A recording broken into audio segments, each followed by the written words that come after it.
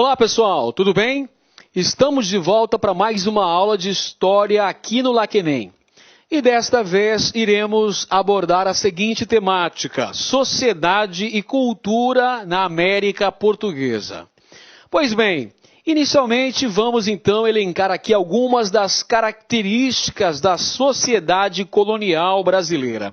Ela foi complexa. Primeira característica, anote aí, complexidade dessa sociedade. Por quê? Porque haviam diversos modos de viver, de morar, de expressar a religiosidade, a sociabilidade, entre outros aspectos. É uma sociedade complexa. Você vai ter a sociedade colonial açucareira e a sociedade colonial mineradora, que vai apresentar características distintas. Além do que, você tem diferentes elementos sociais dentro destas respectivas sociedades. Você tem o elemento branco das camadas dominantes, você tem o elemento branco das camadas inferiores, você tem o elemento negro na condição de escravizado e tem também o elemento indígena. Portanto, essa sociedade é complexa. Além de ser complexa, ela também é híbrida, ou seja, ela é o resultado da mistura de vários hábitos, de vários comportamentos, de diversos costumes dos povos indígenas, dos povos africanos e também dos colonizadores portugueses. Essa sociedade também é heterogênea. Por quê? Porque ela é resultado de uma grande mestiçagem. Ela apresenta uma variada composição étnica. Você tem o elemento branco, o português, o elemento indígena, os povos nativos, e o elemento negro, os africanos. Haverá uma interação, haverá uma mestiçagem entre esses elementos que formaram a sociedade colonial brasileira. Branco com o negro vai gerar o mulato. Branco com o índio vai gerar o mameluco ou caboclo. Negro com o índio vai gerar o cafuzo. Então você tem uma grande mestiçagem, uma miscigenação racial no Brasil. Isso é outra característica muito importante. Mas nós precisamos observar alguns aspectos importantes. Não podemos cair em certas pegadinhas. Veja só, a sociedade colonial da América Portuguesa, ela não foi rigidamente masculina, como foi muito divulgado, como foi muito escrito. Veja só, a sociedade não foi rigorosamente masculina, patriarcal e polarizada entre senhores e escravos. Durante muito tempo se levantou a ideia de que a sociedade colonial da América Portuguesa era bipolar. Como assim bipolar? Com dois polos.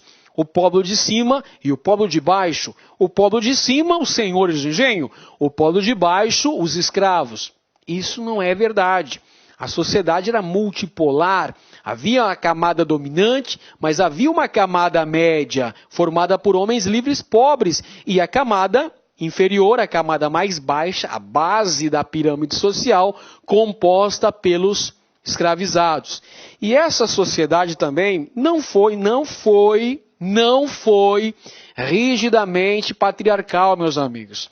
Esse caráter do patriarcalismo da sociedade colonial funcionava nos estratos superiores, nas camadas dominantes. Porque nas camadas populares, a população mais pobre, nem sempre tínhamos um caráter patriarcalista. Perfeito? Então vamos observar com atenção esses aspectos. Não podemos escorregar nessas armadilhas.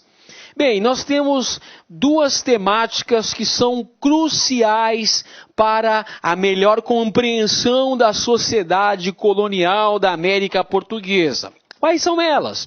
Primeiro, o papel desempenhado pelas mulheres. E segundo, os mecanismos de controle da sexualidade que ficavam a cargo de quem? Da Igreja Católica Apostólica Romana, que promovia um controle social. Então, esses mecanismos de controle visavam garantir um maior controle social exercido pela Igreja Católica. Não se esqueça que a Igreja Católica foi o braço direito do governo português no processo de colonização. Afinal, vigorava o sistema de padroado, ou seja, a Igreja Católica estava atrelada ao Estado português. Vamos falar então sobre o papel das mulheres. Bem, o papel das mulheres na sociedade colonial. Nós temos uma visão generalizante que afirma que o papel das mulheres estava muito restrito, afinal de contas, elas estavam muito submissas e tinham pouquíssimo espaço para a ação. Isso não é uma inverdade, mas também não é verdade absoluta. Por quê? Porque novas abordagens historiográficas apontam que o papel desempenhado pelas mulheres variava de acordo com o contexto social em que as mesmas estavam inseridas. Então variava o papel da mulher dentro do contexto social, se fosse de camadas dominantes, de camadas mais ricas, evidentemente, que o papel desempenhado por elas era de submissão, era um papel restrito, não podia participar da política, isso é verdade. A mulher de nenhum estamento social tinha o direito à participação política na América Portuguesa, mas as mulheres dos estamentos inferiores evidentemente, tinham certa autonomia, tinham um papel mais relevante, muitas vezes sendo arrimo de família, sendo responsáveis pelo sustento de seus filhos. Vamos ver alguns exemplos? Esta tela de Debré mostra a visão que nós temos generalizante da mulher na sociedade colonial brasileira, um papel doméstico, onde a mulher teria como funções a coordenação dos trabalhos dos escravos domésticos, a preparação dos alimentos e a educação dos filhos, principalmente das filhas. Mas, evidentemente, sabemos que nas camadas inferiores, muitas vezes as mulheres literalmente arregaçavam as mangas e tinham que trabalhar para o sustento de suas famílias, principalmente as negras forras. E o controle social? Bem, o controle social era exercido pela Igreja Católica. E de que maneira que a Igreja Católica procurava exercer este controle social? Através da condenação da sexualidade ilícita. Uai, o que é que vem a ser sexualidade ilícita? Tudo que aos olhos da Igreja Católica era considerado pecado, ora, um crime. Ou seja, o sexo fora do casamento e não voltado para a procriação era considerada um crime, passíveis de punição pela Inquisição. Veja só, a vida sexual voltada para o prazer, a prática da sodomia, do adultério, concubinato, masturbação, entre outros, eram considerados crimes passíveis de pena pela Inquisição, pelo Tribunal do Santo Ofício, pela Inquisição. Mas aí você pode se perguntar, mas professor Edenilson, vem cá, como é que a Igreja Católica conseguia esse controle social em acabar intervindo na própria vida pessoal, na vida íntima das pessoas? Meus amigos, era através da obrigatoriedade da confissão. Então, o controle da vida cotidiana se dava através da obrigação da confissão. Então, é dessa maneira que a Igreja Católica tentava, eu disse, promover um controle social da população, combatendo as práticas consideradas como sexualidade ilícita. Então a igreja só admitia o sexo entre o marido e a esposa voltado para a concepção, voltado para a reprodução, para a geração de filhos, nunca voltado para o prazer ou outras manifestações da vida sexual. Perfeito? Então, é isso que vai funcionar no Brasil durante os séculos XVI, XVII e XVIII, principalmente. A Igreja Católica tenta influenciar na vida pessoal, na vida íntima dos fiéis. Por exemplo, meus amigos, os costumes gentílicos eram condenados pela Igreja. Que costumes são esses? Bom, nós podemos citar a prática da antropofagia, era condenada pela Igreja. A prática da poligamia era bastante condenada pela Igreja. Então, esses costumes gentílicos não eram aceitos pela Igreja Católica.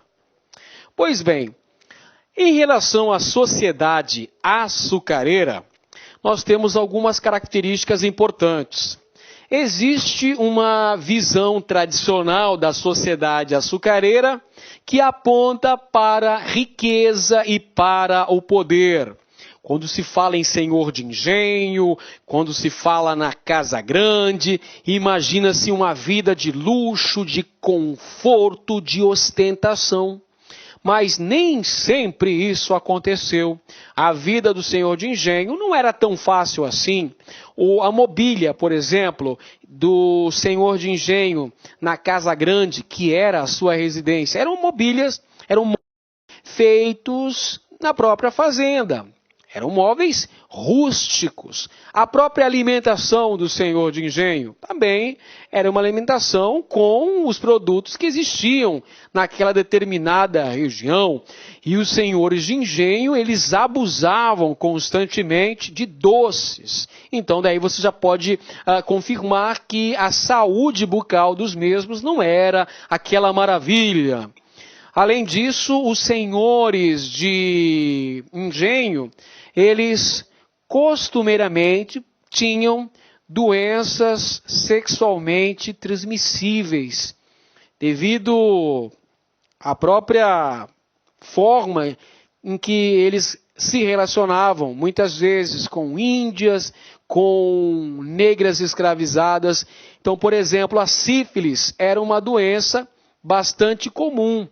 Então era muito comum ver pessoas com marcas, com aquelas cicatrizes da sífilis. E muita gente, pasmem os senhores, muita gente exibia aquelas cicatrizes com orgulho, demonstrando ali a sua masculinidade. Perfeito? Olha aí, estudos recentes da historiografia brasileira aponta para uma vida difícil e sem brilho dos senhores de engenho.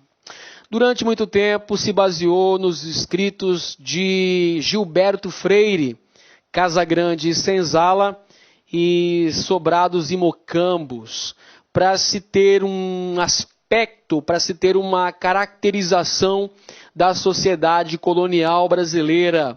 E nos escritos também do Padre Antonil, acerca da importância, acerca da imponência que os senhores de engenho possuíam. Entretanto, estudos recentes fazem uma releitura desses aspectos, demonstrando que não era tão, digamos assim, tão bonita, tão luxuosa, tão majestosa assim a vida dos senhores de engenho no Brasil. Ainda em se falando da sociedade colonial açucareira, nós temos que destacar que ela não era bipolar, não é mesmo? Durante muito tempo acreditou-se que havia dois polos, o polo de cima e o polo de baixo. O polo de cima com os senhores de engenho, a base da pirâmide com os escravos. Mas não foi bem assim.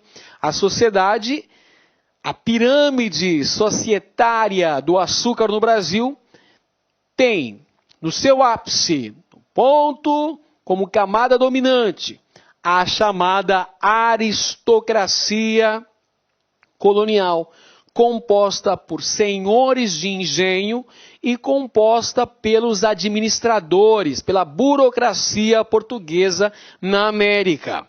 Em seguida, nós temos uma camada média na pirâmide social da América Portuguesa, composta por quem? Por homens livres, meus amigos. Homens livres pobres.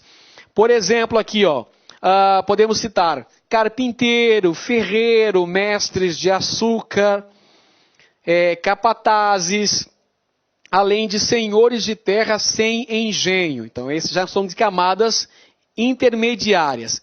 Na base da pirâmide, estes sim, os escravizados, os negros africanos, que constituíam a maioria esmagadora da população escravizada na América Portuguesa, e também indígenas, afinal, os indígenas também foram escravizados. Bom, agora vamos ver as formas de morar da sociedade colonial açucareira. O senhor de engenho, juntamente com sua família e agregados, quando eu falo aqui, senhor de engenho junto com a família e seus agregados, estou me referindo aos filhos legítimos e também aos bastardos. Moravam na casa grande, com os seus numerosos quartos e mobiliário bem simples. Mobiliário bem rústico, ok? Havia também os colonos, os trabalhadores livres, que moravam nos chamados mocambos, que eram casas pequenas e bastante desconfortáveis. Já os escravos habitavam as senzalas. Perfeito? Então essas eram as formas de morar. O senhor de engenho, com sua numerosa família, estavam na casa grande. Os colonos, por sua vez, estavam nos mocambos, essas casas bastante rudimentares e pouco confortáveis, geralmente feitas de pau a pique, ao passo que os escravos estavam na senzala. Em relação à vida familiar dos senhores de engenho, nós temos o seguinte aspecto. Aqui sim, você tem uma característica do chamado patriarcalismo. Família de cunho patriarcal, onde temos o pai, a autoridade máxima da família, o pai como centro da família, em torno do qual orbitam os outros elementos que habitam a casa grande. A esposa oficial, casada na Igreja Católica, que era responsável pelos trabalhos domésticos, pela educação dos filhos. E um detalhe interessantíssimo, olha aqui, a herança cabia à primogenitura, ou seja, era o filho mais velho que herdava o patrimônio do pai. É assim que funciona a sociedade colonial do senhor de engenho. É a vida familiar do senhor de terras, do proprietário de escravos, o senhor de engenho. Então o pai, tendo autoridade máxima sobre a vida de todos aqueles que moram na casa grande, que estão em suas terras, sobre a sua esposa, sobre os filhos, escolhendo muitas vezes, determinando o marido das filhas e a profissão dos filhos. Veja só, o direito da herança cabia ao filho primogênito, cabia ao filho mais velho. E os demais filhos, como é que ficavam nessa situação? Aos demais filhos cabia o quê? Ou trabalhar para o seu irmão mais velho, ou ir para a Europa, ir para Portugal, para a Universidade de Coimbra, estudar direito, se tornar um bacharel, ou entrar para a vida monástica, entrar para o quadro da Igreja Católica, muitas vezes sem a menor vocação espiritual. Bom, essa é a vida familiar dos senhores de engenho. Vamos agora falar sobre a outra sociedade que se desenvolveu durante o período colonial na América Portuguesa. Eu estou falando da sociedade mineradora. Esta sociedade possuía um caráter heterogêneo e urbano. Opa, característica bem interessante. A sociedade colonial da açucareira, ela tinha um caráter rural. Afinal de contas, o engenho, a grande propriedade açucareira estava localizada na zona rural. Já a sociedade mineradora tem outro caráter. Veja só, é um caráter heterogêneo e também um caráter urbano, o que fez com que surgissem diversas vilas e cidades coloniais no interior do território da América Portuguesa, principalmente em Minas Gerais. A sociedade mineradora possibilitava também uma relativa mobilidade social, uma relativa possibilidade de ascensão social.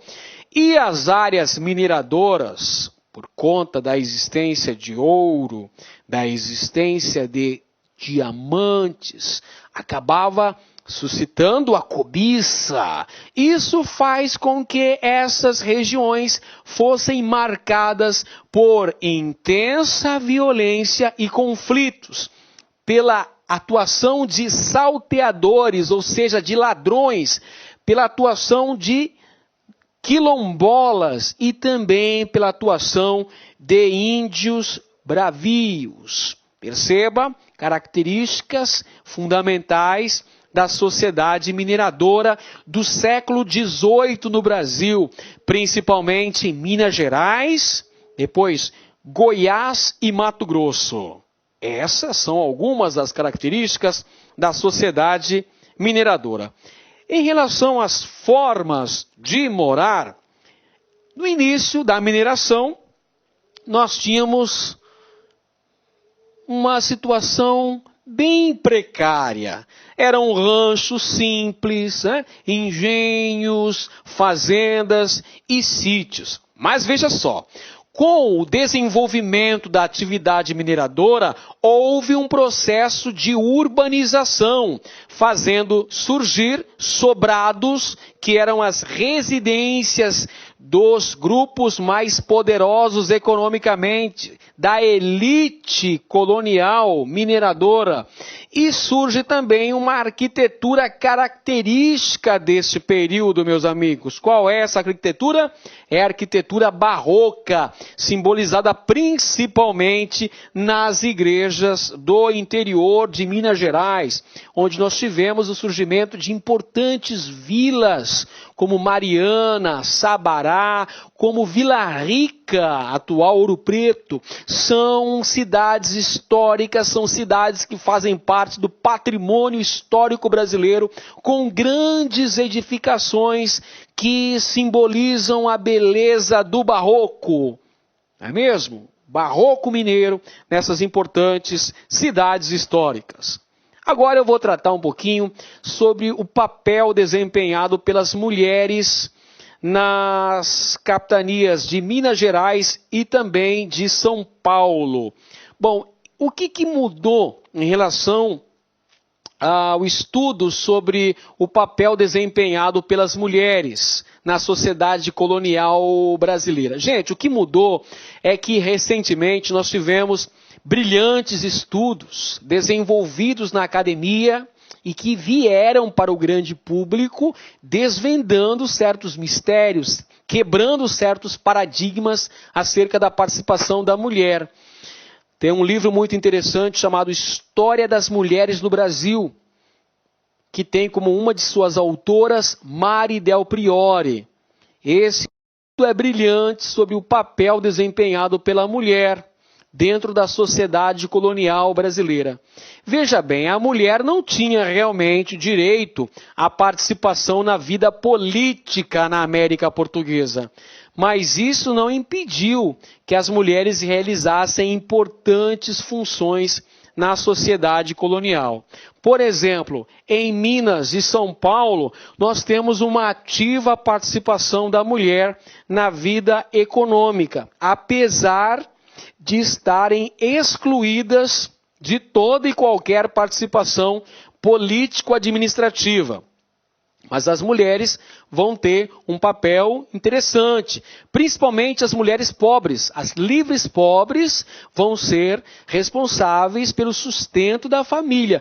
Por essa razão, muitas vezes nós tivemos uma grande intolerância da sociedade em relação às mulheres pobres, especialmente as negras alforriadas, que elas perambulavam pelas ruas, elas desempenhavam diversas atividades, eram vistas de maneira extremamente preconceituosa. Aqui um exemplo, nós temos aí algumas mulheres negras que passavam pelas ruas das vilas coloniais da América Portuguesa.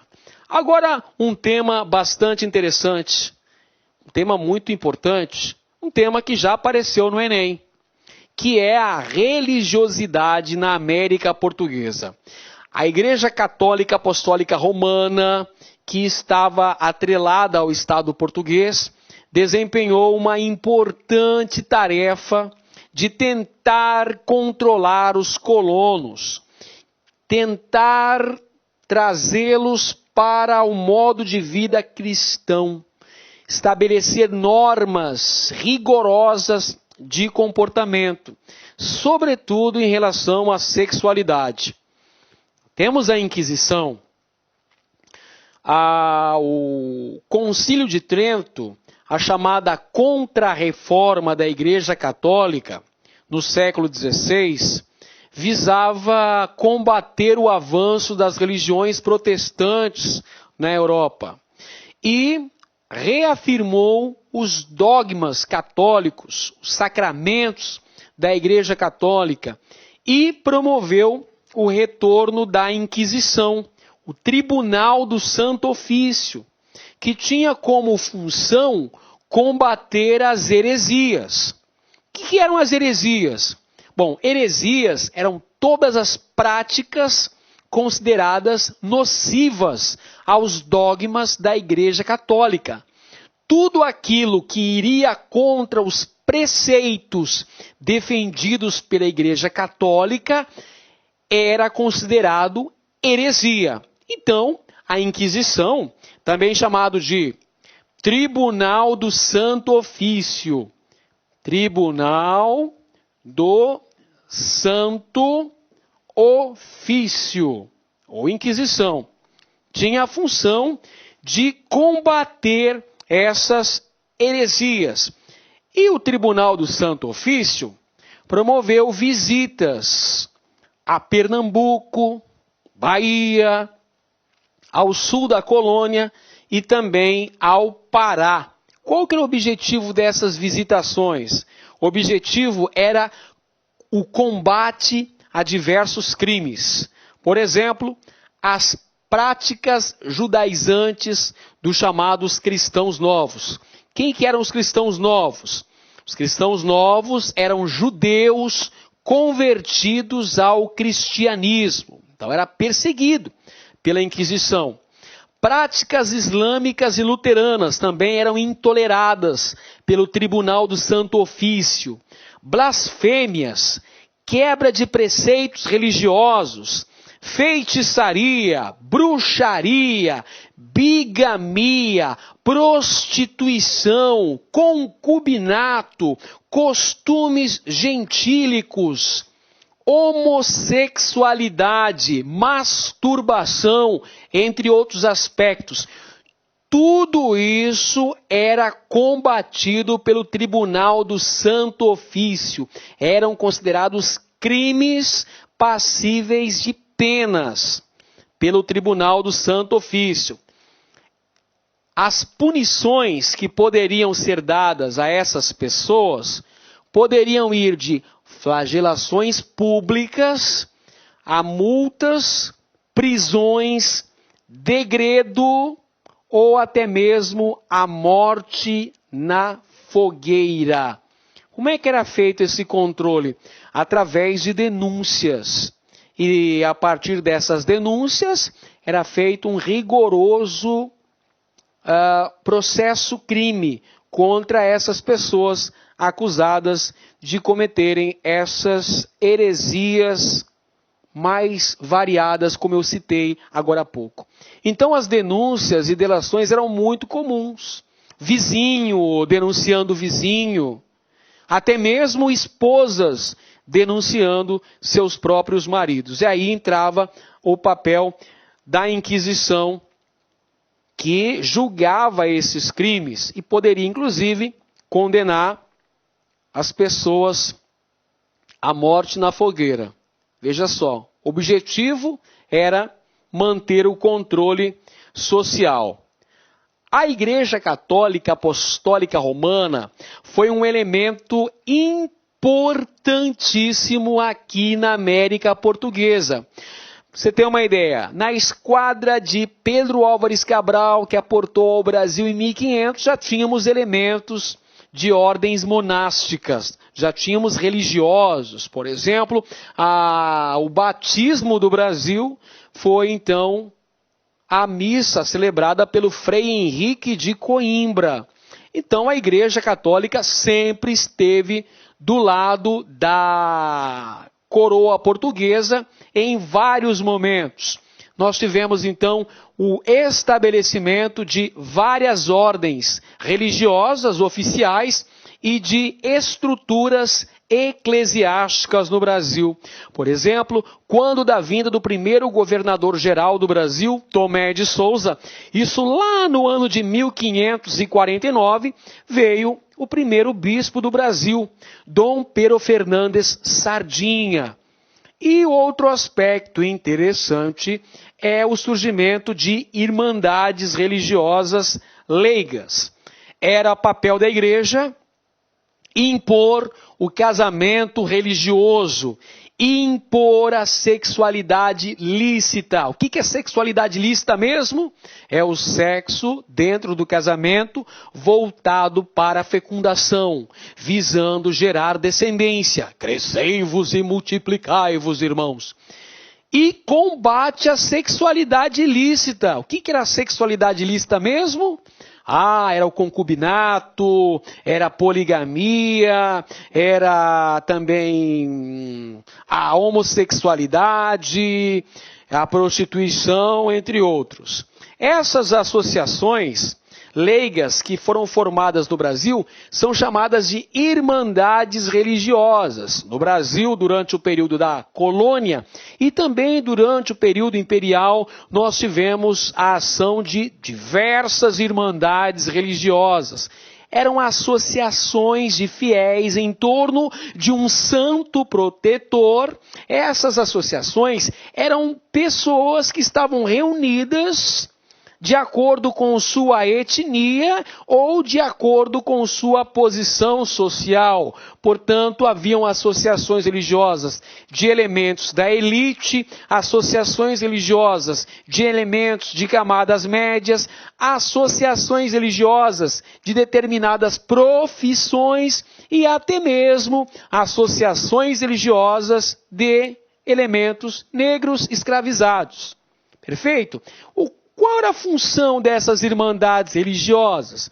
Elas prestavam assistência social aos seus associados e dependentes. Então veja só, como não havia nenhum tipo de previdência social aqui na América Portuguesa durante essa época. Então, essas irmandades prestavam um apoio, elas cobravam uma espécie de mensalidade de seus associados, e sempre que os mesmos necessitavam, em caso de doença ou em caso de falecimento, essas associações prestavam então esses auxílios.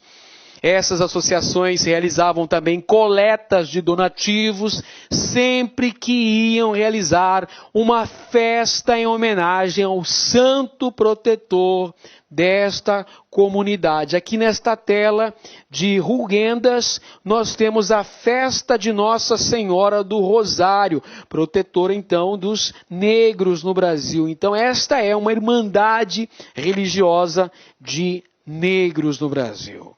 Agora, em relação à arte, cultura, aqui na América Portuguesa, nós temos que saber que, em relação a esses aspectos, temos uma estreita relação com a Igreja Católica. Afinal, a Igreja atuou intensamente na educação dos colonos, através dos colégios jesuítas. Tivemos uma grande participação da Companhia de Jesus, que foi responsável pela educação na América Portuguesa. Além disso, as expressões artísticas, como música, arquitetura, artes plásticas, literatura, teatro, entre outros, têm uma ligação intrínseca com a Igreja Católica, principalmente no que tange ao estilo barroco, a arte da Contra-Reforma. A arquitetura colonial, temos uma grande influência barroca, nos séculos XVI e XVII na América Portuguesa. Entre os principais monumentos deste período, nós temos a Igreja e Mosteiro de São Bento, no Rio de Janeiro, a Catedral de Salvador e os centros históricos de Salvador, a primeira capital do Brasil, e de Olinda, em Pernambuco. Em relação à vida intelectual na América Portuguesa, nós temos também uma estreita relação com o catolicismo. A maioria dos escritores desta época pertenciam aos quadros da Igreja Católica.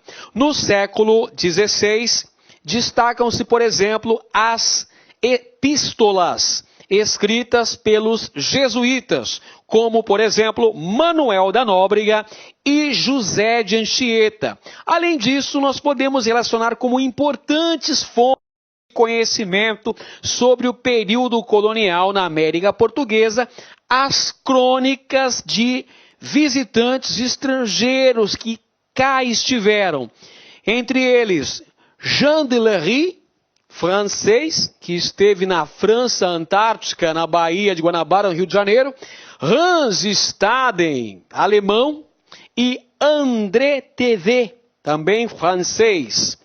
Na literatura, destaque para Gregório de Matos Guerra, o famosíssimo Boca do Inferno, que fez críticas contumazes aos valores e costumes da sociedade colonial, além do célebre Padre Antônio Vieira, que escreveu os sermões, nos quais fazia uma pesada crítica da moral e da política de sua época.